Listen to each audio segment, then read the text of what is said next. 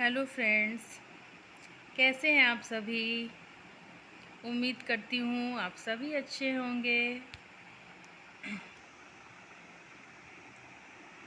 मैं विनीता आप सभी के सामने साइकोलॉजी की एक बहुत ही महत्वपूर्ण चैप्टर जिसका नाम है लर्निंग, वो आज लेकर आई हूँ।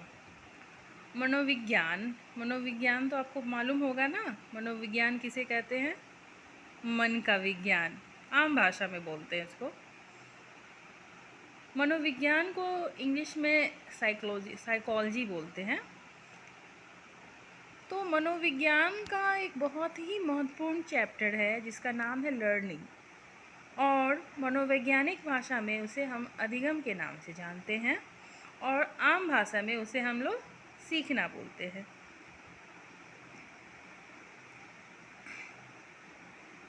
हम अपनी ज़िंदगी में हमेशा कुछ ना कुछ सीखते रहते हैं, कुछ ना कुछ हर एक पल में कुछ ना कुछ हो सकता है हम लोग सीख लें। राह चलते फिरते हम लोग कुछ नया नया सीख लेते हैं। पर हर तरीके के सीखना को जो है वो हम लोग लर्निंग नहीं कर सकते हैं। लर्निंग ऐसा हो कि वो हमारे बिहेवियर में उस सीखना से चेंजिंग दिखे। जैसा कि हम लोग किसी को देखकर कुछ सीखे तो उससे हमारे व्यवहार में परिवर्तन दिखने लगे कि हम पहले ऐसे थे और अब ऐसे हो गए। कुछ हमारे में वो अब अस्थायी रूप से वो चेंजिंग दिख रहा है। तो उस तरीके के बदलाव को हम लोग क्या बोलते हैं?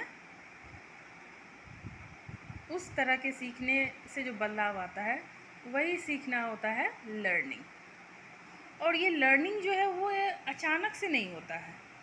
सीखना जो है वो व्यवहार में जो परिवर्तन होता है वो अचानक से नहीं होता है। वो एक प्रैक्टिस, एक अभ्यास या अनुभूति के परिणाम स्वरूप होता है, और उसका जो उद्देश्य होता है वो व्यक्ति को समायोजन में मदद करना होता है।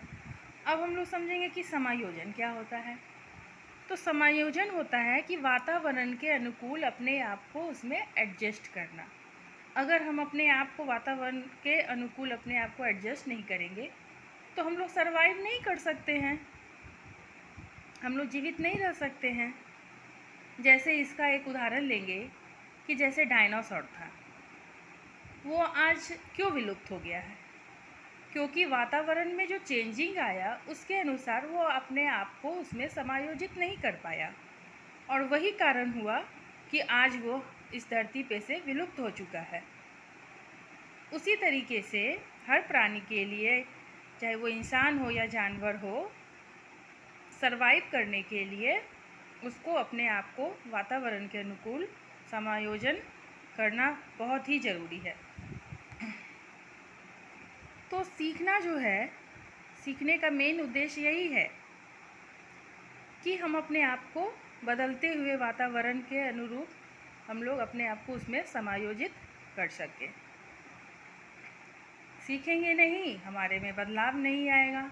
हम पुरानी ही विचारधारा को हम लोग ढोते रहेंगे। इसलिए समायोजन सीखना, और वो भी सीखना कैसा? अपेक्षाकृत, ठीक है। सीखना में व्यवहार में किस तरीके का परिवर्तन होना चाहिए? तो अपेक्षाकृत अस्थायी परिवर्तन, ना कि थोड़ी देर के लिए हमारे में चेंजिंग आया, किसी को देखे और हाँ मुझे भी ऐसे करना है, मुझे भी ऐसे बदलाव लाना है। थोड़ी देर के लिए जब तक उसका प्रभाव रहा तो हमने अपने आप में बदलाव कर लिया, और फिर वो प्रभाव ख़त्म होने के बाद हम अपने पुराने वाली प्रवृत्ति में आ जाते हैं। तो फिर उस तरीके के सीखना को जो है हम लोग वास्तविक सीखना नहीं बोलेंगे। सीखने का मतलब है कि व्यवहार में अपेक्षाकृत अस्थायी परिवर्तन होना चाहिए, परमानेंट चेंज होना चाहिए, रिलेटिवली परमानेंट चेंज होना चाहिए। ठीक है। तीसरा पॉइंट हम लोग देखेंगे आगे। अभिप्रेरण से सीखने की क्रिया तीव्र होती है।